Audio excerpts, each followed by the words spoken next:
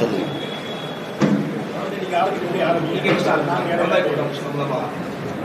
கலந்தாய்வாக தான் வருது.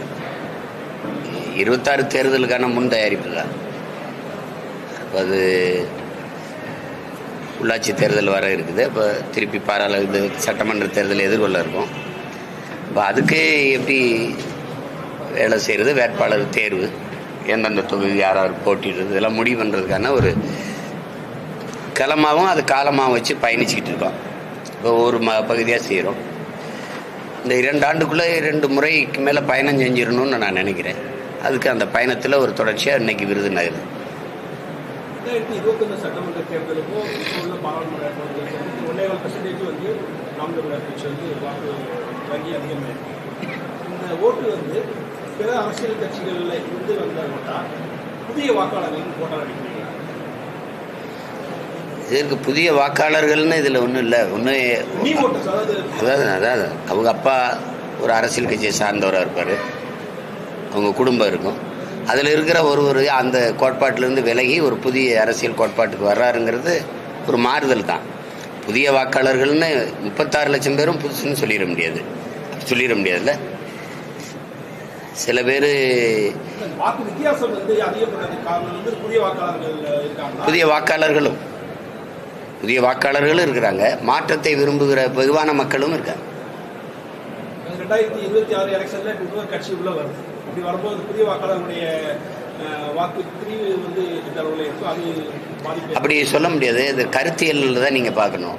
ஏன்னா இவ்வளோ பெரிய ஆட்சி அதிகாரங்கள் இருந்த கட்சிகளை தாண்டி இங்கே எப்படி கட்டமைக்கப்படுது அரசியல்னு நீங்கள் ஆழ்ந்து பார்க்கணும். இப்போ எங்கள் அண்ணன் தமிழரசன் அவர்கள் இருக்காங்களே, அவங்க சொல்கிறாங்க மது, சாதி, மத, போதை இது 3 ஒரு புரட்சிகர அரசியலை, ஒரு நல்ல அரசியலை முன்னெடுப்பதற்கான பெரிய தடையாக இருக்குங்கிறாங்க. அதை அழிக்கிற ஒரு கொடும் கருவியாக இருக்குங்கிறாங்க. அந்த மாதிரி இடத்துல நீங்கள் சாதி, மதம், சாராயம், பணம், அதை மீறி திரைக்கவர்ச்சி, இது 5 பொது எதிரிகள் இருக்கிறத நீங்கள் பார்க்குறீங்க. அதுக்கு மேலே ஊடகங்களின் பங்கு ஊடகம் ஒரு நல்ல அரசியல் வரணும், ஒரு நல்ல கருத்தியல் கோட்பாட்டை முன்வைக்கிற அரசியல் கட்சி வரணுங்கிற எண்ணம் அது கிடையாது. அவரே காசு எவ்வளோ கொடுக்குறாரு, இவர் முந்துறாரு, இவர் பிந்துறாரும்பாங்க. முந்துறவர் 2000 கொடுத்துருப்பாரு, பிந்துறவர் 1000 கொடுத்துருப்பாரு. இதுதான் இதை ஆனால் எல்லா இதுகளும் ஊழலை ஒழிப்பம்பாங்க, லஞ்சத்தை ஒழிப்பம்பாங்க. ஊழல் லஞ்சத்துக்கான விதையே வாக்குக்கு காசு கொடுக்கறதுல தான் ஊண்டப்படுது. அது எல்லாருக்கும் தெரியுது. இப்போ அந்த மாதிரி ஒரு நல்ல அரசியலை உருவாக்கணுங்கிற நோக்கம் இந்த காரணிகளுக்கு கிடையாது. அதுக்குள்ள இப்போ எங்களுக்கு எந்த பின்புலமும் இல்லை. நீங்கள் பார்க்குறீங்க, இதில் எங்களுக்கு பொருளாதார வலிமையும் இல்லை. 50 கோடி செலவு பண்ண பாராளுமன்ற தேர்தலில் நாங்கள் 6 தொகுதிக்கும் சேர்த்து 5 லட்சம் தான் செலவு பண்ணியிருக்கோம். துண்டறிக்கை கொடுத்துருக்கோம். எங்களுக்கு கூட கொஞ்சம் காசு இருந்தால் 1 லட்சம் துண்டறிக்கையை 2 லட்சம் ஆக்கியிருக்கோம். இப்போ இந்த அளவுக்கு தான் நாங்கள் வேலை செய்கிறோம். ஆனால் இதுக்குள்ளே தேடி 6 தேர்தலாக ஒரு சின்னத்தை சந்தித்தேன் நான். ஒரு சின்னத்தை அதுக்கு முன்னாடி வேற ஒரு சின்னம் கொடுத்தாங்க, அப்புறம் ஒரு சின்னம் கொடுத்தாங்க. அந்த சின்னத்தை கொண்டு போய் சேர்த்து உங்களுக்கு தெரியும் 1 விழுக்காடு தான் எனக்கு அங்கீகாரத்துக்கு. 7 விழுக்காடு வச்சுருக்கேன். அந்த ஏறும்போது குறவழி நடித்து கீழே தள்ளி விட்ட மாதிரி அந்த சின்னத்தை எடுத்துக்கிட்டு இவ்வளோ பேருக்கு அதே சின்னத்தை கொடுத்த இந்த தேர்தல் ஆணையம் எனக்கு மட்டும் எடுக்குது பாருங்க. உங்களுக்கு காரணம் என்னன்னு புரியுது. ஃபர்ஸ்ட் கம் ஃபர்ஸ்ட் சர்வ்ன்றாங்க அவங்க. குக்கர் சின்னம் கிடைக்காம தான் ஐயா டிடிவி தினகரன் போட்டியே போடல. ஒரு தடவை உங்களுக்கு ஞாபகம். சைக்கிள் சின்னம் கிடைக்காம தான் ரெட்டலையிலே ஐயா ஜி.கே. வாசன் போட்டிட்டார். மாம்பழ சின்னமும் அங்கீகரிக்கப்படல, இந்த கட்சியெல்லாம் அங்கீகரிக்கப்படலை. ஆனால் உங்களோட கூட்டணி வச்சோன்னா அந்த சின்னம் அவங்களுக்கு கிடைக்குது எப்படி? அப்போ அந்த ஃபர்ஸ்ட் கம் ஃபர்ஸ்ட் சர்வ்ங்கிறது போய் ஒரு இந்திய கட்சின்னு சொல்லி அவனுக்கு கொடுத்தீங்க. அவன் எங்கேயுமே போட்டி இல்லை, ஏன் கொடுத்தீங்க? அந்த கட்சி அந்த சின்னத்தை, என்னுடைய சின்னத்தை எடுத்து இங்கே சுயேட்சைகளுக்கு கொடுக்க காரணம் என்ன? சுயேட்சையை கொடுத்தீங்க, ஏன் சின்னத்துக்கு கீழே வைக்க பக்கத்தில் வைக்க காரணம் என்ன? சரி, எனக்கு ஒரு மைக்கை கொடுத்தீங்க, அதை மக்கள்கிட்ட நான் கொண்டு போயிட்டேன். ஆனால் வாக்கு பெட்டியில் மைக்கு மாதிரி வைக்காம கீழே 5-6 பொத்தானை வச்சு சீப்பு போல கட்டிட்டீங்க. எவ்வளவு இடையூற ஒரு மகன் சந்திக்கிறதுன்னு பாருங்க. அது அந்த சின்னம் எங்கே இருக்குன்னு கண்டுபிடிக்க முடியாத அளவுக்கு. இதுக்குள்ள 36 லட்சம் பேர் எங்களை தேடுறாங்க அப்படிங்கிறது, அது இந்திய தேர்தலுக்கு அது ஒரு மாறுதல், அது ஒரு புரட்சி. ஆங்கிலத்தில் சொன்ன ரெவல்யூஷன் தான். அதனால அது புதிய இந்த வாக்கை சிதைக்கிறது. எங்கள் கோட்பாடு உங்களுக்கு தெரியும். நாங்கள் வந்தால் இப்படி தான் ஆட்சி செய்வோம், நாங்கள் வந்தால் இப்படி. பாடமொழி தமிழ் அல்ல, பயிற்று மொழி தமிழ். எங்களுக்கு வேளாண்மையை முன்னிறுத்தி கட்டப்படுகிற தற்சார்பு பசுமை பொருளாதாரம் தான். சாராய பொருளாதாரம் இல்லை, வர்த்தக பொருளாதாரம் இல்லை. முதலாளிகளின் வளர்ச்சி நாட்டின் வளர்ச்சியின் கட்டமைக்க நாங்கள் தயாராக இல்லை. வெறும் நகர்ப்புற வளர்ச்சியை மட்டும் காட்டி அதான் வளர்ச்சின்னு சொல்ல. நாங்கள் சிற்றூர்களின் வளர்ச்சியும் ஒன்றாக சேர்த்து எடுத்தால் தான் தேசத்தை சமூகத்தில் வளர்த்தெடுக்க முடியுங்கிற கோட்பாடு கொண்டவங்க. அப்படி ஒரு மாற்று தத்துவத்தை ஒவ்வொன்றுக்கும் சொல்லி சொல்லி சொல்லி சொல்லி கட்டமைக்கிறது நாங்கள் தான். இந்த கருத்தில் ஏற்கிறது தான் என்னுடைய வாக்காளர்கள். அதனால் இதை யாரும் சிதைக்க முடியாது. இப்போ ஒரு கட்சி வருதுன்னா அந்த கட்சி என்ன கோட்பாடை வைக்குதோ அந்த கோட்பாட்டை ஏற்கிறவர்கள் தான் வாக்கு செலுத்த முடியுமே ஒழிய, மற்றபடி அந்த வாக்கு சரிக்கிறது ஓட்டை பிரிப்பீங்க. நான் கூட கேட்பேன், ஓட்டை ஏன் அப்படி ஓட்டா போட்டா பிரிக்கிறோம்னா அவ்வளோ பலகீனமாக ஓட்டை போட்டு வச்சுருக்க, அவள் காங்கிரீட் சோறாக வச்சுருங்க, நாங்கள் வேணால் பிரிக்காமல் போயிடுறோம் அப்படின்னு. அது சும்மா அதெல்லாம் யார் ஓட்டையும் யாரும் பிரிக்கிறது இல்லை.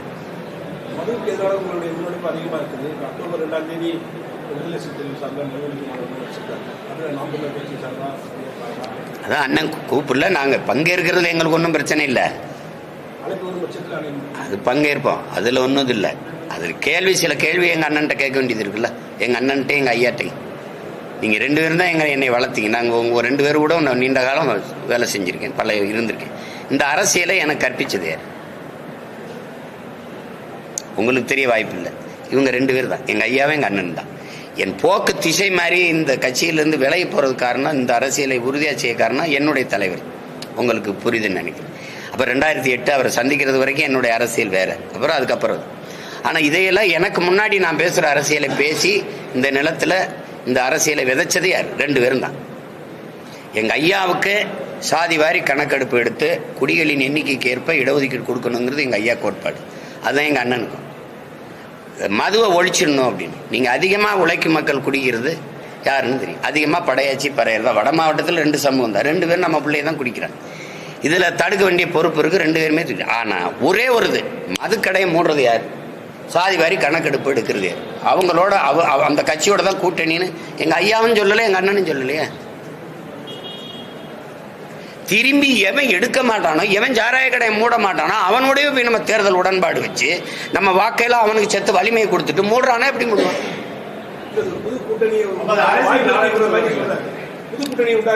அதே அவ்வளவுலாம் பெரிய வார்த்தை. புது கூட்டணின்னு மதுவுக்கு எதிராக சாதி வாரி கணக்கெடுப்பு எடுக்காதுங்க பாரதிய ஜனதா. அது கோட்பாட்டுக்கு எதிரானது. பொருளாதார அடிப்படைக்கு போயிடுச்சு. உங்களுக்கு இடஒதுக்கீடுங்கிற கோட்பாடே அதே நேருக்கும் அண்ணல் அம்பேத்கருக்கு நடந்த தர்க்கங்களே அறிவார்ந்த பெருமக்கள் நிறைய அறிவிங்க.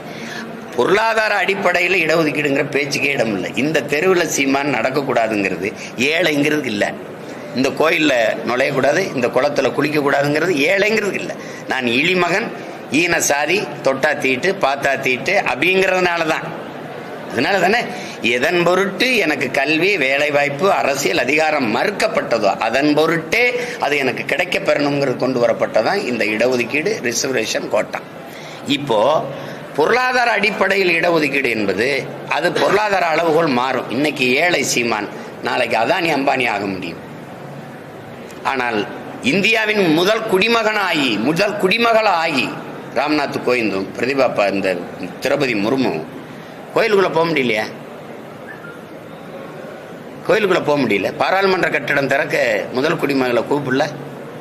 2வது அத்வானி வீட்டில் போய் ஐயா மோடி சந்திக்கிறார். நீங்க காணொலி இருக்கு. அத்வானி ஐயா நாற்காலியில் உட்கார்ந்துருக்காங்க, மோடி ஐயா உட்கார்ந்துருக்காங்க. நாட்டின் முதல் குடிமகள் பெண்மகள் அந்த ஓரத்தில் அப்படி கை கட்டி நிற்கிறாளா இல்லையா? இந்த நாட்டின் முதல் குடிமகளே நீ அவமானப்படுத்தி நீ தீண்டத்தகவலை அங்கே போய் நிறுத்தி வச்சிருக்க. அவளை உயரத்துக்கு அவள் வந்து பிரசிடென்ட் ஆஃப் இந்தியாவுக்கு இந்த நிலைமை அவள் கை கட்டி நிற்கிறா. நீங்கள் 2 பேரும் உட்காந்து பேசுறீங்க, எந்திரிச்சு பாரத மாதாக்கு ஜெயங்கிறீங்க. இது எப்படிப்பட்ட ஒரு ஜனநாயகம், எப்படிப்பட்ட நிலைப்பாடுன்னு நீங்கள் பாருங்க. ஒரு நாற்காலியை போட்டு முதல்ல அந்த பெண்ணை உட்கார வச்சுட்டு நீங்கள் உட்கார்ந்துருந்தா இது பெண்ணியத்தை போற்றுகிற நாடு, பெண்களுக்கு உரிமை அளிக்கிற நாடு, சகோதரத்துவம் சமத்துவம் உள்ள நாடு, ஜனநாயக நாடு, இதெல்லாம் நீங்க பேசலாம். அப்ப நான் அவளை உயரத்துக்கு வந்து என் மேல சுமத்தப்பட்ட சாதிய இழிவு, தீண்டாமை, கொடுமை போலன்னா அப்ப பொருளாதாரத்துக்கு அதுக்கு சம்பந்தமே இல்லையே. அப்ப அந்த அடிப்படையில நீங்க அதனாலதான் நம்ம எங்க ஐயாவும் சரி நாங்களும் சரி இன்னைக்கு இங்க இருக்கிற இடஒதுக்கீடு நீங்க எல்லாம் பேசிட்டு இருக்கிறாங்க. இது ஒற்றை மகன், எங்க ஐயா ஆனமுத்துங்கிற ஒரு மகன் போராடி பெற்றுக் கொடுத்ததுதான் இது எங்களுக்கு. அதை யாரும் இவங்க பேச தயாரா இல்லை. 69 விழுக்காடு இடஒதுக்கீடு மண்டல் கமிஷன் ஒண்ணு இருக்குல்ல, மண்டல் பரிக்குழு, அதை கொண்டு வந்ததே அவர் தான். அந்த ஒரே மகனின் போராட்டம். இந்த அதிகாரங்கள் எதுவும் செய்யல, ஒருத்தரும் செய்யல. யாராவது மறுக்க சொல்லுங்க. நீ அப்ப இவங்க எடுக்க மாட்டாங்க. நேர் எதிர் கோட்பாடு கொண்ட பிஜேபி சாதிவாரி கணக்கெடுப்பு எடுக்கணும்னு தள்ளி விடுறதுங்கிறது எவ்வளவு ஏமாற்று. நீங்க எடுக்க முடியாது. இப்போ அருந்ததியருக்கு 3 விழுக்காடு கொடுத்தது யாரு? திமுக, ஐயா கருணாநிதி. இஸ்லாமியருக்கு 3.5 விழுக்காடு கொடுத்தது யாரு? ஐயா பாட்டாளி இந்த படையாட்சிகளுக்கு வன்னியர்களுக்கு 10.5 கொடுத்தது யாரு? ஐயா எடப்பாடி. ஒரு மாநில கட்சியின் அதிகாரத்திற்கு, ஆட்சி அதிகாரத்திற்கு 3 விழுக்காடு, 3.5 விழுக்காடு, 10.5 விழுக்காடு இடஒதுக்கீட்டை பிரிச்சு பங்கிட்டு கொடுக்கிற அதிகாரம் இருக்கு உங்களுக்கு. சாதிவாரி எண்ணி கணக்கிடுறதுக்கு அதிகாரம் இல்லையா? புரியுதா? எப்படி எடுக்கிறது அப்படின்னா, வீட்டுக்கு வீடு ஓட்ட எப்படி எண்ணி காசு கொடுக்குறீங்க? அப்படி என்னங்க, எல்லாரும் கொடு, எண்ணி கொடு, எடுத்து கொடுக்காத, அளந்து கொடு, அள்ளி கொடுக்காத. இதானே இடஒதுக்கீடு. நீங்க அப்படி செய்ய தயாரா இல்லை. ஏன் என்ன மறுக்கிறீங்க? எல்லாரும் கேட்கிறேன், எங்களுக்கு எண்ணி கொடுத்துருணும். இப்ப தேவேந்திரர் எங்களை பட்டியல் பிரிவுல இருந்து வெளியே எடுத்துருன்றான். நீ மறுபடியும் என்ன சொல்ற? அதுல கிடைக்கிற சலுகை எனக்கு கிடைக்காம போயிடும். நான் சலுகையே கேட்கலையே, நான் உரிமையை கேட்கிறேன். இந்த நாட்டின் குடியா எனக்கு உரிமையை கேட்கிறேன். எனக்கு உரிய இடஒதுக்கீடு கேட்கல, பங்கீடு கேட்கிறேன், பகிர்வு கேட்கிறேன். அதை நீ புரிஞ்சுக்கிறாம நீ அங்க இருந்தா நீ எஸ்சி எஸ்டிங்கிற. எஸ்டி ஷெட்யூல்டு டிரைப்ஸுக்கு அவன் எத்தனை பேருக்கு என்னென்ன கொடுத்துருக்க? ஆர்டிஐல கேளுங்க, தகவல் உரிமை சட்டத்தில் கேளுங்க. ஒண்ணு தெரியுமா உங்களுக்கு? சாதி சான்றிதழ், நான் குறவர், நான் இருளவர், ஈழவர், ஏதாவது ஒண்ணு, ஒரு போயர், ஒட்டர், இப்படி ஏதாவது எனக்கு இருந்த சாதி சான்றிதழ் இருந்தாதான் நான் அந்த இடஒதுக்கீடை பெற முடியும். உங்களால் நம்ப முடியுதா? நான் போராடி 3000 பேருக்கு சாதி சான்றிதழ் வாங்கி கொடுத்துருக்கேன் நிலைமையில இருக்குன்னா இவன் என்ன இடஒதுக்கீடை பெற்றிருப்பான்னு நீங்க நினைக்கிறீங்க? ஒரு குடும்ப ரேஷன் கடையில அரிசி போடுறீங்க, குடும்ப அட்டை இருந்தானே, ரேஷன் கார்டு இருந்தா தானே அரிசி வாங்க முடியும். எனக்கு கார்டே இல்லை, அப்புறம் அரிசி போட்டு என்ன, பருப்பு போட்டு என்ன? எப்படி ஆட்சி நடக்குது பாருங்க. நீங்க இப்ப தேவேந்திரன் வச்சுக்கிறீங்க, நான் அதுல குடும்பர்னு இருக்கேன், காலாடி இருக்கேன். எங்களுக்கு பிரிச்சு கொடுத்தியா? படையாட்சி இருக்கேன் 10.5. அதுல அரச படையாட்சிக்கு எவ்வளவு, பந்தல் படையாட்சிக்கு எவ்வளவு? சும்மா அப்படி இதை எடுத்துக்க அப்படின்னா எப்படி எடுத்துக்கிறது? இப்ப நாங்க முக்குளத்தோர்னு இருக்கோம். கல்லருக்கு எவ்வளவு, மறவருக்கு எவ்வளவு, அகமுடையருக்கு எவ்வளவு உள்ஒதுக்கீடு பண்ணிட்டீங்களா? அப்புறம் அதனாலதான் எண்ணீருங்கிற. கல்லர் எவ்வளவு, மறவர் எவ்வளவு, அகமுடையர் எவ்வளவு? நீங்க மொத்தமா 3 சாதி, கல்லருக்கு ஒரு மினிஸ்ட்ரி, மறவருக்கு 1, அகமுடையருக்கு 1, 3 சீட்டு முடிச்சு விட்டீங்க, 3 அமைச்சர். ஆனா என்ன, நீங்க கல்லருக்கு எத்தனை வருது, இவருக்கு எத்தனை வருது, குடிகளின் எண்ணிக்கைக்கு ஏற்ப நீங்க கொடுக்கணும். அப்படி நீங்க என்ன மாட்டீங்க? நான் கோனார் வச்சுக்கிறேங்க, நாட்டிலே 2 அமைச்சர் கொடுத்துருக்கீங்க. 2ஐயும் என் மாவட்டத்திலேயே கொடுத்துட்டீங்க, சிவகங்கையிலேயே. அப்ப திருநெல்வேலி இருக்க கோனாரு, திருவண்ணாமலை இருக்க கோனாரு, ஒண்ணு பிரிச்சு கொடுத்துருக்கணும். இல்ல 2ஐயும் ஒரே மாவட்டத்தை கொடுத்துட்டீங்க. இந்த இவ்வளவு எண்ணிக்கையில் இருக்கு. எனக்கு 2 தான். உங்க வீட்டிலே 2 அமைச்சர் இருக்காரு. நீங்க முதலமைச்சர், அப்புறம் உங்க மகன் விளையாட்டுத்துறை அமைச்சர், உங்க அப்பா முதலமைச்சர், நீங்க துணை முதலமைச்சர், இப்ப உங்க மகன் துணை முதலமைச்சராக போறாரு. அப்ப நாட்டிலேயே எங்களுக்கு 2, உங்க வீட்டிலேயே உங்களுக்கு 2ன்னா இது என்ன சமூக நீதி? நீங்க யாராவது ஒரு பதில் சொல்லுங்க எனக்கு. நீங்க கேள்வி கேட்டீங்க, நான்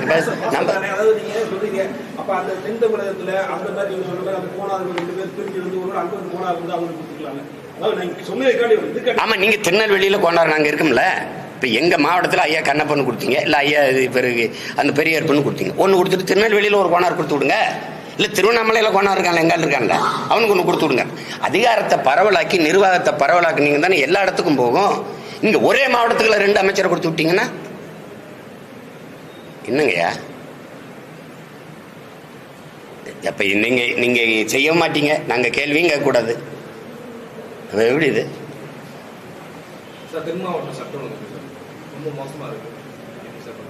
நீங்களே சொல்லிட்டீங்க.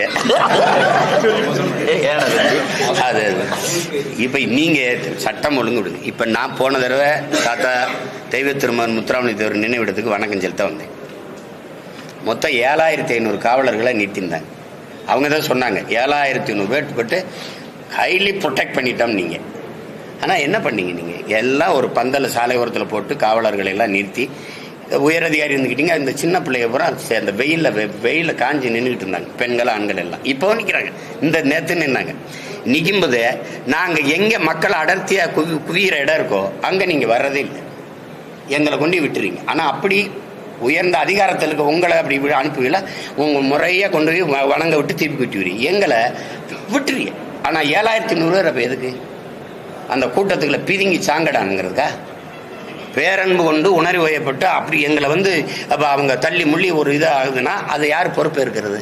சீமான் போகும்போது பிரச்சனை, அல்லது டிடிவி ஐயா போகும்போது, அப்போ ஓபிஎஸ் போகும்போதோ, அல்லது எடப்பாடி போகும்போது பார்க்குறீங்க ஒரு பிரச்சனையில் அதுக்கு என்ன மாதிரியான நிர்வாகம் அது?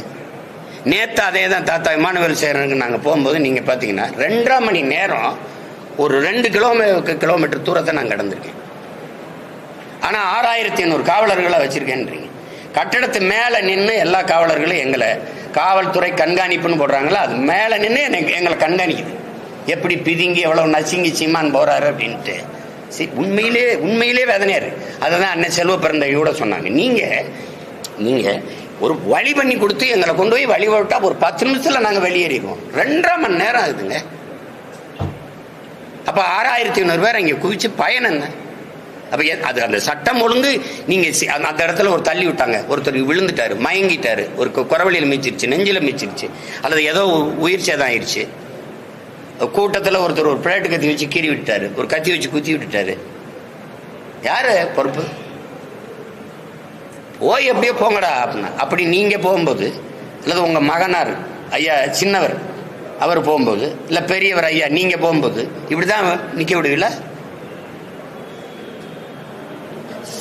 சட்டம் இருக்கு, ஒழுங்கா இருக்காங்கிறது அது நீங்களே சொல்றீங்க மோசமா இருக்குன்னு. நான் அதுக்கு கூட ஒரு வார்த்தை சேர்த்துக்கிறேன், ரொம்ப மோசம். வேற என்ன சொல்றதுக்கு?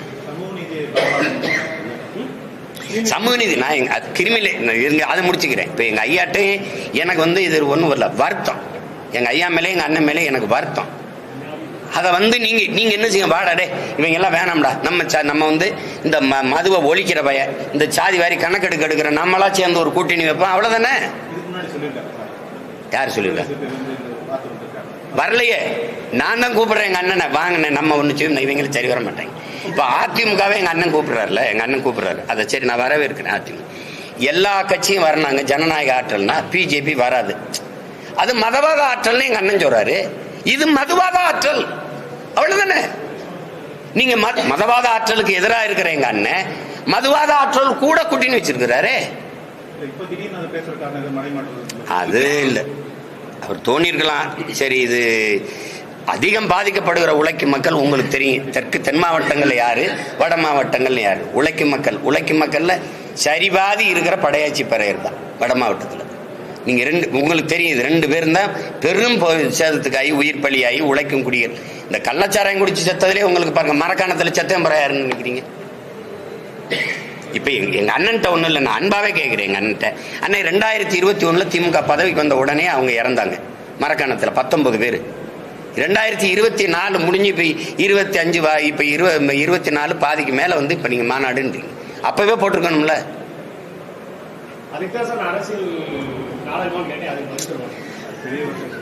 அது அவ்வளவுலாம் சொல்லாதீங்க, ஏன் நாடகம், அதே அவ்வளவுலாம் சொல்லாதீங்க. சொல்றேன், எங்க அண்ணன் இந்த முடிவை காலம் தாழ்த்திட்டாருன்ற, காலம் தாழ்த்தி எடுக்கிறாரு, அது கஷ்டமா இருக்குன்ற. கொண்டு வந்து எங்க ஐயாட்ட இருக்கிற கொள்கையில, உயிர்ப்பு கொள்கையில இந்த சமூக நீதியும் இந்த மதுவுக்கு எதிரான இந்த சாராய படுகொலைக்கு எதிரானதுதான். இதுல 2ல எங்க ஐயா பாருங்க, பொருளாதார அடிப்படையில் இடஒதுக்கீட எங்க ஐயா ஏத்து அமைதியாயிட்டாங்க. அது காரணம் நாங்க என்ன செய்ய முடியும், கூட்டணி. நான் கூட கேட்டேன், ஐயா நீங்களாயா அதை அப்படி பேசுறதுன்னு. அதுக்கு எதிராக வந்தா கொள்கை எதையும் தூக்கி போட்டு வரக்கூடிய எங்க ஐயா அப்படி பேசிக்க கூடாது. பொருளாதார எனக்கு பிஜேபியோட கூட்டணி வச்சிருந்ததுனால நான் என்ன செய்ய முடியும்ட்டாங்களே. நம்மளுடைய கொள்கை இருக்கிற அந்த நம்ம தத்துவத்தினுடைய இதயமா இருக்கிறத அவன் சிதைக்கிறான், அதுல விட்டுட்டாங்க. இப்ப சாதிவாரி கணக்கெடுப்பு எடுன்றாங்க. ஐயா அன்புமணி சொல்றாங்க, எடுத்து என்ன பண்றது? அவன் அந்த இடஒதுக்கீட்டுக்கு எதிரால இருக்கான். முன்னேறிய வகுப்பினர்னு ஒரு வார்த்தையை போடுறான். சாதி வகுப்புன்னா சாதி தானே. சாதி எப்படி முன்னேறும்? ஒருத்த கல்வி வரி பெற்று வேலை வாய்ப்பை பெற்று அதுக்குரிய ஊதியத்தை பெற்று வருவாயை பெருக்கி அது பொருளாதாரத்தில் மேம்படுவதற்கு 14 வளர்ச்சி. யாரு எது பொருளாதார? அப்படி பேசாதீங்க. அந்த இடஒதுக்கீடு முறையை அப்படி கொண்டு வரப்படல. பொருளாதார அடிப்படையில் முன்னேறிய சாதி ஏன் சொல்ற? நீ யார்? நீ அப்படி சொல்ல நீ உச்சாணி கொம்புல இருந்துக்கிறவா, நான் ஏறி வந்து ஊட்டி விடணுமா? இறங்கி வாடா, கிளைக்கு வாடா, அடிமரத்து வாடா, வேருக்கு வாடா, கீழே வா. நான் எஃப்சியா தான் இருப்பேன். நான் பிசி எம்பிசிக்கெல்லாம் வரமாட்டேன். நாங்க most backward OBC other backward கம்யூனிட்டியில் நாங்க இருப்போம். அப்ப சரி, மற்ற மாநிலங்கள் எல்லாம் எங்களுக்கு ஏதாவது இருக்குதா? அதர் பேக்வேர்டு எங்களுக்கு ஏதாவது இருக்குதா? சொல்லுங்க, எங்களுக்கு ஏதாவது இருக்குதா? இதே எஸ்சி எஸ்டியில் எங்களை எந்த மாநிலமாவது வச்சிருக்கா? 1.25 கோடி கர்நாடகாவில் இருக்கோம் நாங்க. எங்களுக்கு எஸ்சி எங்களுக்கு இருக்கா? 36 லட்சம். நீங்க இங்க இருக்கிற எண்ணிக்கை விடுங்க, பிறகு நாங்க 36 லட்சம் மகாராஷ்டிராவில் இருக்கோம். எங்களுக்கு என்ன கொடுத்துருக்க? நாங்க ஓபிசி அதர் பேக்வேர்டு. எங்களுக்கு என்ன கொடுத்துருக்க? ஒரு இடம், ஒரு எது? ஒண்ணு இல்லையே. பொருளாதார அடிப்படையை பேசவே பேசாதீங்க நீங்க. பொருளாதார அடிப்படையில் நீ பொருளாதாரத்தில் பின்தங்கி வேணா அது கிடையவே கிடையாது. அப்புறம் நீ சாதி வகுப்புல முன்னேறிட்டேன்னா சாதியை ஏற்றதாழ்வுகளற்ற சமத்துவ சமூகம் படைக்கணுங்கிறது தானே இதை கொண்டு வரிய. நீ முன்னேறிய சாதினா அவன் கொம்ப வச்சு குத்திக்கிட்டே இருக்க மாட்டானா? நான் எஃப்சி, நான் உயர்ந்த சாதியாவே இருப்பேன், எனக்கு எல்லாம் கிடைச்சிரும்னா அப்புறம் எப்படி சாதி வேறுபாடற்ற சமத்துவம் உருவாகும்? இதுக்கு பதில் இருக்கா அவங்க கிட்ட? சாதியை ஏற்றதாழ்வுகளற்ற சமத்துவம் இப்படி உருவாகும். அண்ணல் அம்பேத்கர் சொல்றது, சாதியை ஏற்றதாழ்வுகளை வைத்துக் கொண்டு சமூக முன்னேற்றம் மேம்பாடு என்று பேசுவது மலக்குழியின் மேலே போடுகிற மல்லிகை பந்தலுக்கு சமம்ங்கிறார். சாக்கடையின் மேலே நீ போடுற சந்தன மாலைக்கு சமம்டாங்கிறார். இதுக்கு பதில் இருக்கா? அப்புறம் எப்படி நீ ஏற்றதாழ்வை ஒழிப்ப? நான் உயர்ந்தவனாவே இருப்பேன், எனக்கு எல்லாம் கிடைச்சிரும் அப்படின்னா நான் கீழே கிடைக்கிறவன் கீழே தான் இருக்கணும். நான் மேலே ஏறி வந்து என்ன பயன் இருக்குது? எப்படி வர முடியும்? கிரிமி லேயருங்கிறத எப்படி நீங்க ஏற்கிறீங்க? கிரிமி லேயர் இப்ப எங்க அப்பா படிச்சுட்டாரு, இடஒதுக்கீட்டுல படிச்சுட்டாரு, ஐஏஎஸ். திடீர்னு இறந்துட்டாரு, அப்பா ஐஏஎஸ் ஆயிட்டாரு, அதனால எனக்கு இடஒதுக்கீடு இல்லைன்னா, இத்தனை ஆயிரம் ஆண்டுகளா கல்வி மறுக்கப்பட்ட சமூகத்துல நான் பிறந்த அரணியூர்ல 5வது பட்டதாரி நான். அப்படின்னா எங்க கிராமத்துக்கு கல்வி எப்பவும் சரி, எங்க அப்பாவுக்கு மட்டும்தான் கையெழுத்து போட தெரியும். எங்க குடும்பத்துல எங்க அம்மாவுக்கு நாங்க வந்து கற்பிச்சோம். இப்ப நானும் நீனும் ஒன்னா கிரிமி லேயர்னா எனக்கு வேலை வாய்ப்பு கிடைச்சிருச்சு அப்படின்னா எங்க ஐயா இளையராஜா பையனுக்கு இடஒதுக்கீடு கூடாதா? சொல்லுங்க. எங்க அப்பா பாரதி ராஜா பையனுக்கு இடஒதுக்கீடு கூடாது, என் தம்பி மனோஜுக்கு அவன் பிள்ளைகளும் இருக்கக்கூடாது. உங்க அப்பா நல்லா முன்னேறிட்டாரு இப்படியா? அப்புறம் இங்க பொருளாதாரம் நீங்க சாதி முன்னேறிடுச்ச உனக்கு அப்புறம் அதுக்கு இடஒதுக்கீடு உனக்கு அதுக்கு நீங்க கேட்கிற? திடீர்னு எங்க அப்பா விபத்துல இறந்துட்டாரு, அப்புறம் நான் திறன் அடிப்படையில் தான் போட்டிட்டு வரணும்னா எத்தனை ஆயிரம் ஆண்டுகளா எனக்கு கல்வியே வரலையே, இப்பதான் நான் படிக்கவே ஆரம்பிக்கிறேன். அதுல கிரிமி லேயர் இதுக்குள்ள கொண்டு வா அதுக்குள்ள கொண்டு வா, இது எப்படி இருக்கிறது? சமமான கல்வி இருக்கா? நகர்ப்புறத்தில் இருக்க கல்வி, கிராம சிற்றூர்கள் இருக்கா? விருதுநகர் ராஜபாளையத்தில் நீங்க படிக்கிற கல்வி சென்னையில் இருக்கிற கல்விக்கு ஒன்று சமமா இருக்கா? கேந்திர வித்தலையா, நவோதயா, சிபிஎஸ்சி பாடத்திட்டம் உங்ககிட்ட இருக்கா? நான் கேட்கறதுக்கு பதில் சொல்லுங்க ஐயா. முதல் தர ஏ கிரேட் ஆசிரியரை எங்க பணியமர்த்துறீங்க? சி கிரேட் ஆசிரியரை எங்க பணியமர்த்துறீங்க? உங்க நாடு சொல்றது ஸ்மார்ட் சிட்டி, ஸ்மார்ட் வில்லேஜ் இருக்கா? நீ கான்சன்ட்ரேட் பண்றது, நீ கவனம் செலுத்துறது நகர்ப்புற வளர்ச்சியை, சிற்றூரின் வளர்ச்சியை ஏறிட்டு பாக்குறியா? ஏறிட்டு பாக்குறியா? நீ எங்களுக்கு குடிநீர், மின் வசதி, சாலை வசதி, அடிப்படை சுகாதார வசதி, எதை பத்தியாவது நீங்க கவலைப்பட்டிருக்கியா? அப்புறம் பசுமாட்டை பத்தி கவலைப்படுவேன், எங்களை கவலைப்படுவியா?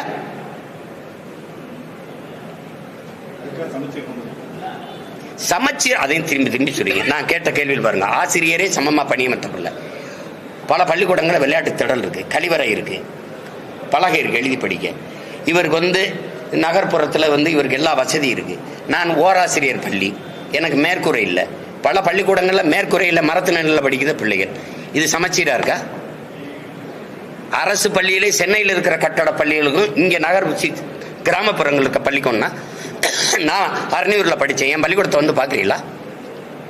வாக்கு செலுத்துறதுக்கு மட்டும் அந்த 2 ஒரு சுவரு மேலே ஆஸ்பெஸ்டா சீட் இருந்துச்சு, தரையில் தான் உட்காந்து நான் படித்தேன். 2 ஆசிரியர் ஒரு ஆசிரியை இருந்தாங்க.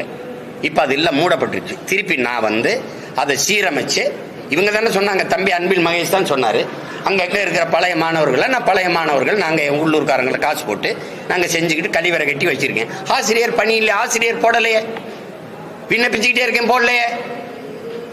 அங்கே விளையாட்டு திடல் இல்லை, என் பிள்ளைக்கு கழிவறை இல்லை, நான் தான் கட்டி கொடுக்க வேண்டியது இருக்கு. அங்கே படிக்கிற என் பிள்ளைக்கு 3ஆம் தர ஆசிரியரை போடுவீங்க, 3rd கிரேட் ஆசிரியர், 1st கிரேட் ஆசிரியர் எங்கே போடுவேன்? நகர்ப்புறத்தில். சமச்சீர் எங்கே இருக்கு? என் கையில ஒரு புத்தகம் இருக்கு, அரசு பள்ளியில சென்னையில படிக்கிறவர் கையிலேயும் ஒரே புத்தகம் இருக்கு. புத்தகம் ஒன்னா இருக்கு, பாடத்திட்டம் ஒன்னா இருக்கு, பாடமுறை ஒன்னா இருக்கு. சீர் எங்க இருக்கு? எங்க இருக்கு? நீ குளிரூட்டப்பட்ட அறையில் உட்கார்ந்து படிக்கிற, உனக்கு உட்கார்ந்த மேசை எல்லாம் இருக்கு, இப்படி எழுதுறதுக்கு வைக்கிறதுக்கு எல்லாம் இருக்கு, உனக்கு கணினி இருக்கு, எல்லாம் மணி எல்லாம் வச்சு படிக்கிற. எங்களுக்கு என்ன இருக்கு? எங்க இருக்கு சமச்சீர் கல்வியை நீங்க கொடுத்துட்டீங்க? வார்த்தைகளில் பெரியார் சமத்துவபுரம்னு இருக்கு, பேர்ல இருக்கு. அந்த இடத்துல கட்டப்பட்ட சமத்துவபுரத்துல எல்லா சமூகமும் ஒன்னா குடியிருக்கா? வளைவுல பேர் இருக்கு ஐயா, உள்ள இருக்கா? அப்ப இது எப்படி எந்த மாதிரி எடுத்துக்க? அது மாதிரிதான் சமச்சீர் கல்வி அப்படின்னா சமமா ஆயிடுச்சு இருக்கு அப்படின்னு.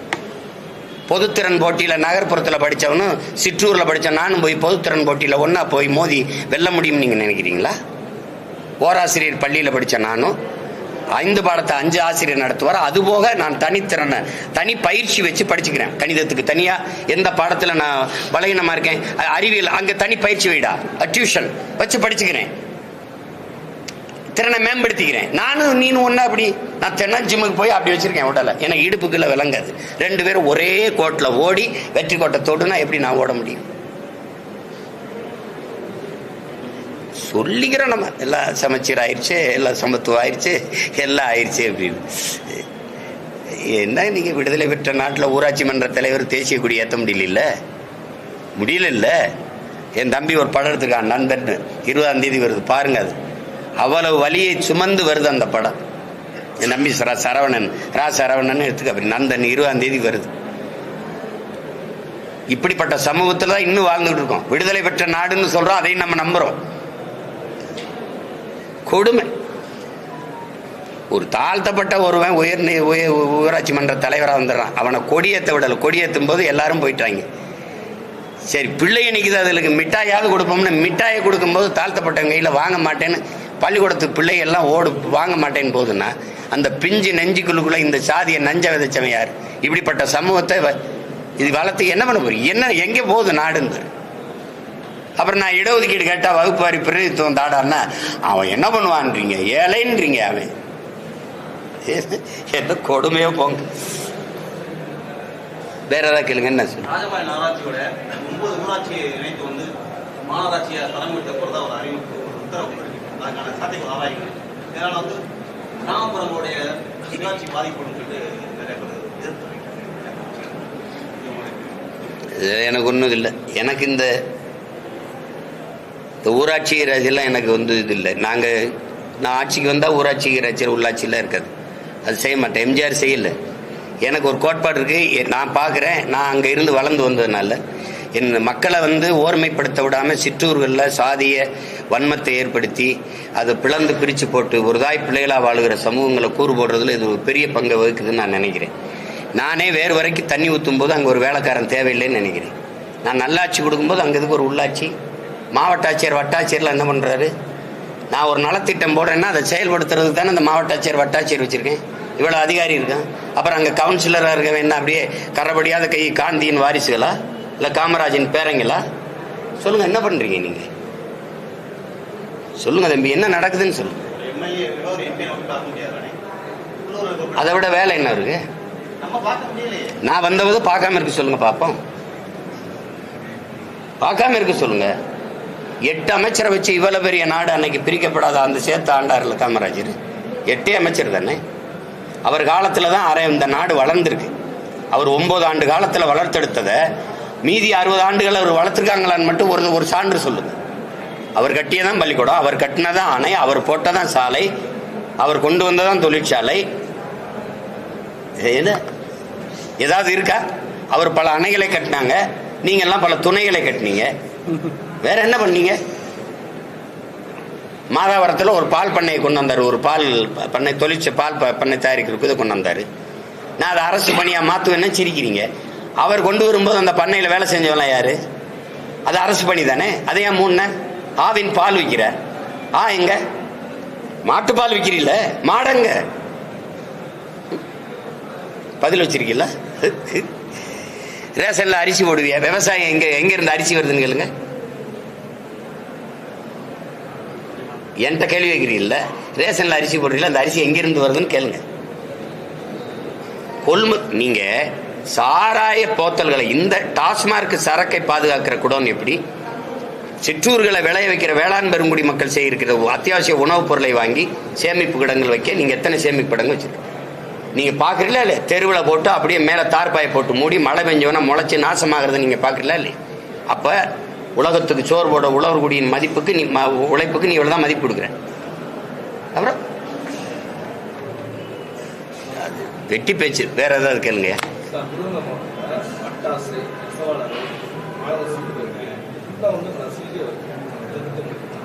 நசுங்கிக்கிட்டே வருதா?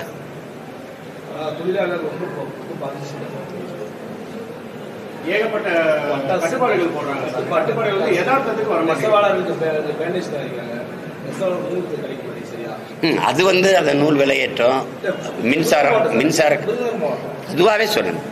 இப்போ ஈரோடு, திருப்பூர் எல்லா இடத்துலையும் பாதிக்கப்படுது இல்லை சிறு குறு தொழில் எல்லாமே. காரணம் அந்த சொத்து வரியும் மின்கட்டண உயர்வும் வந்து பெரிய அளவுக்கு பாதிக்குது. மின்கட்டண உயர்வு நெசவு உங்களுக்கு தெரிய விஷயம் தெரியல எவ்வளோ பாதிக்கப்படுது. அது நூல் விலை, அந்த மூலப்பொருளின் விலையேற்றம் பெரிய அளவுக்கு பாதிக்குது. இந்த பட்டாசில் வந்து நமக்கு வந்து ஒரு பாதுகாப்பற்ற இருக்குது. பாதுகாப்பாக இருக்கணும். இன்னும் ஆரம்ப சுகாதார நிலம் ஒரு வெடித்த உடனே எடுத்துகிட்டு போய் ஒரு மருத்துவம் செய்கிறதுக்கான மருத்துவ வசதியே முதல்ல இல்லை. நீங்கள் பார்க்குறீங்க.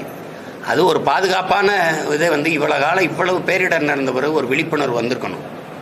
மக்கள்கிட்டையும் சரி, அந்த தொழிற்சாலை உரிமையாளர்கிட்டையும் சரி, அதிகாரத்தில் இருக்கணும் சரி. இந்த விபத்து தொடருது, இதை தடுக்கிறதுக்கு இதுக்கு என்ன பண்ணுறதுங்கிற திட்டம் நம்மகிட்ட இல்லை.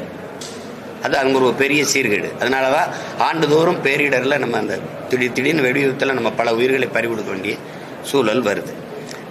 அதுக்கு நீங்கள் வேலைவாய்ப்பை வந்து பெருக்கணும். எல்லாருக்கும் எல்லாருக்கும் வேலை கிடைக்கணும் வாழ்விடத்திலேன்னா நீங்கள் வேளாண்மை சார்ந்த தொழிற்சாலைகளை முன்னெடுக்கிறத தவிர வழி கிடையாது. இப்போ நீங்கள் உதாரணமாக இப்போ நிலமும் வளமும் சார்ந்த தொழிற்சாலைன்னு நான் சொல்கிறேன். இப்போ மாடு வளர்க்குற இப்போ 1000 ஒரு பாலின் சந்தை மதிப்பு மட்டும் தமிழ்நாட்டில் 9 லட்சம் கோடி இருக்கு. பால் எங்கேருந்து வருது தமிழ்நாட்டுக்கு? ஆந்திராவிலேருந்து வருது. ஏன் ஆந்திராவிலேருந்து வருது? உங்களுக்கு என்ன பிரச்சனை மாடு வளர்க்குறதுல? நீங்கள் வீட்டுக்கு வீடு ஒரு மாடு கொடுத்திய, ஒரு ஆடு கொடுத்திய, ஒரு நாட்டுக்கோழி கொடுத்திய. ஏன் கொடுத்திய? வறுமை போயிரும். நீங்கள் வீட்டில் வளர்க்க சொல்லி எங்கள் ஆத்தாளப்ப கொடுத்திய. நான் என்ன சொல்கிறேன், அதை நாட்டில் வளர்ப்போன்றேன் தானே.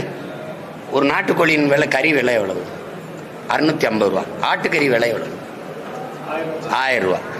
ஆடும் மாடும் நடமாடும் வங்கி எப்படி சொல்கிறான்? மொபைல் பேங்க்குங்கிறான், நடமாடும் வைப்பகம்ங்கிறான்.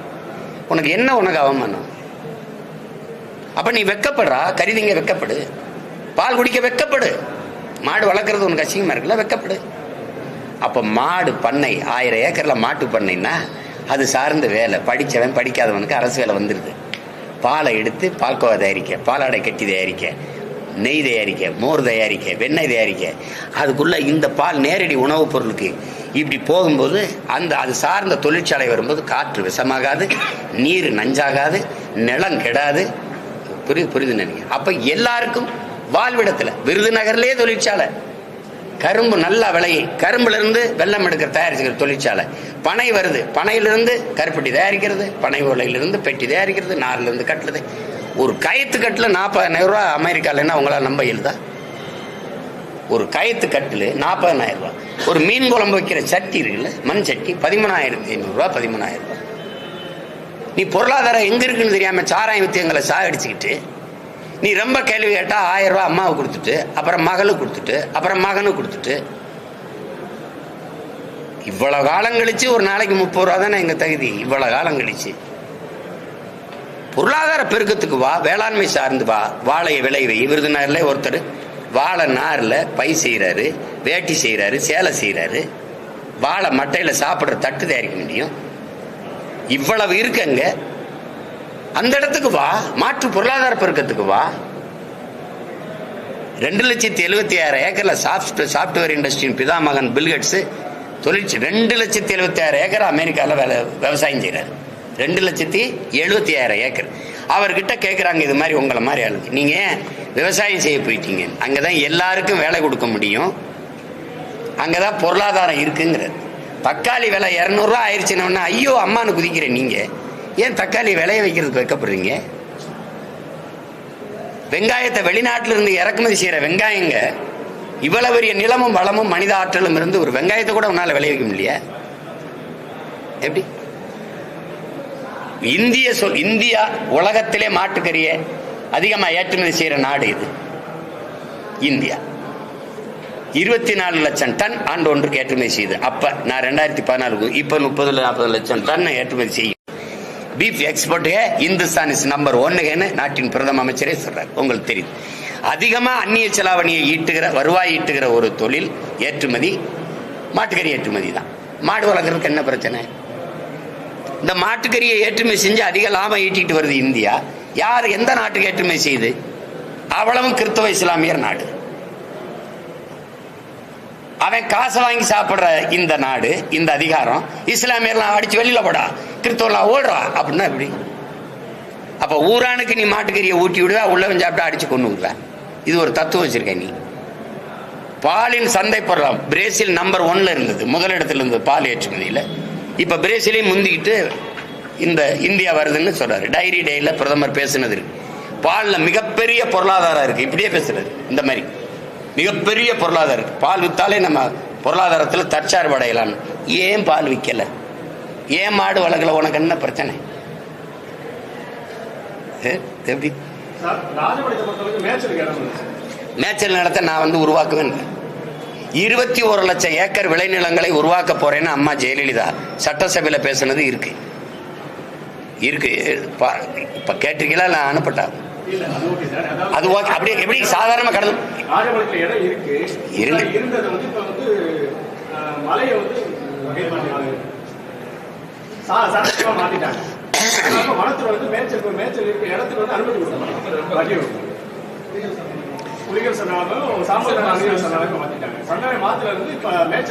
இத மேய்ச்சல் நிலமா மாத்துறதுக்கு எவ்வளவு நாள் ஆயிரும் நினைக்கிறீங்க? மேய்ச்சல் நிலம் இருக்கு, மேய்ச்சல் நிலம் உருவாக்கப்படும், அனுமதி தரப்படும். ஒரு 17 மாசம் பொறுத்துருங்க. எல்லாம் சரி பண்றேன். You don't worry, be happy.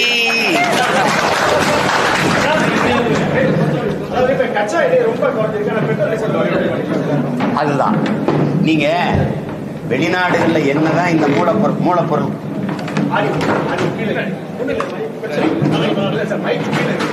இல்ல நீங்க என்னதான் மூலப்பொருள் குறைஞ்சாலும் இப்ப நம்மளை விட சின்ன சின்ன நாடுகள்ல பெட்ரோல் டீசல் விலை குறைவா இருக்குங்கிறது ஒத்துக்கிறீங்களா? ஒத்துக்கிறீங்க. நமக்கு என்ன பிரச்சனையா? நம்ம ஏற்றுக்கொண்ட பொருளாதார கொள்கையில் நமக்கு இருக்கிற சிக்கல் என்னன்னா, இந்த மூலப்பொருளின் விலை குறைஞ்சாலும் கூட இங்க குறையாத காரணம் எண்ணெய் நிறுவனங்கிற விலையை தீர்மானிச்சு கொள்ளலாம்னு நம்ம ஒரு ஒப்பந்தம் போட்டோம் பாத்தீங்களா? அதனாலதான் இது குறைக்க முடியல, ஒரு சீருக்கு கொண்டு வர முடியல. அவனுக்கு ஜிஎஸ்டியும் போட மாட்டீங்க நீங்க. ஏன்னா அது அம்பானிட்டு இருக்கு, இது அதானிக்கிட்டு இருக்கு. சரக்கு மற்றும் சேவை வரின்னு பேர் அதுக்கு. ஆனா சரக்குக்கு மட்டும் இல்லை வரி. அப்ப இது யாரு? முதலாளிகளுக்கான நீங்க பொருளாதார கொள்கையை வகுக்கும் போது, அவங்க லாப தேவைக்கான திட்டங்களை, சட்ட வரைவுகளை கொண்டு வரும்போது இது பாதிக்கப்படுது. அதுதான் பிரச்சனை. அவன் மூலப்பொருளை ரொம்ப குறைச்சாலும் இவன் அதே விலையில வச்சிருக்கிறது காரணம் அதான். அவன் குறையும் போது இவன் குறைக்கணும்ல, அவன் குறைக்க மாட்டான். ஏன்னா இது முதலாளியின் லாபத்துக்கு உருவாக்கப்பட்ட பொருளாதார கொள்கை. அதான் பிரச்சனை. அது என் கட்டுப்பாட்டில் இருந்துச்சுன்னு வச்சுக்க, அரசின் கட்டுப்பாட்டில் இருந்ததுன்னா மக்களை பாதிக்குதுன்னு நான் பதறுவேன், குறைப்பேன். அப்படி இல்லையே. நீங்க ஒரு சொத்து வரியை கூட்டிட்டீங்க, மின்கட்டணத்தை கூட்டிட்டீங்க, 1000 ரூபா கொடுத்து நான் என்ன பண்றது? இப்போ ஒரு கடை வாடகைக்கு எடுத்திருக்கேன், நான் வாடகை வீட்டில் குடியிருக்கேனே வச்சுக்கிருவோம். இந்த சொத்து வரி வாடகை வீட்டுக்காரரு சொத்து வரி கட்ட அவர் கையில இருந்து போட்டு கட்டுவார், அந்த வாடகையை கூட்டி கட்டுவார், வாடகை உயர்த்தி கட்டுவார். இப்ப மின் கட்டணம் உயர்ந்துருது. மின் கட்டணம் உயர்வு, வாடகை இதெல்லாம் சேரும்போது அத்தியாவசிய பொருள் எரிகாற்று ஊர்ல இப்ப நீங்க சிலிண்டர் விலை ஏறிடுது, பெட்ரோல் டீசல் விலை ஏறிடுது. இதெல்லாம் ஏறும்போது என்ன ஆயிருதுன்னா அத்தியாவசிய பொருள்கள் எல்லாம் விலை ஏறிடுது. இப்ப இங்க விருதுநகர்ல விளையிற கத்திரிக்காய் வெண்டைக்காய் சந்தைக்கு கூட்டிட்டு வரும்போது பாறை வந்து இந்த லாரி வாடகை, அதனுடைய வாடகை, அவனுடைய பெட்ரோல் டீசல், அதுக்கு டோல் கட்டுறான் பாருங்க, அந்த வாடகை, இந்த செலவெல்லாம் சேர்த்து தக்காளி கத்திரிக்காய் பருப்பு எண்ணெயில ஏறிடுது. அங்க வரும்போது 20 ரூபா தக்காளி 40 ரூபாய் ஆயிருது. அதனால மக்கள் வாழ முடியாத நெருக்கடிக்கு ஆளாக்கப்படுறாங்க. இதெல்லாம் சரி செய்யணும். ஒரே வழிதான், என்னை ஜெயிக்க வச்சிருங்க, போயிட்டு வரேன்.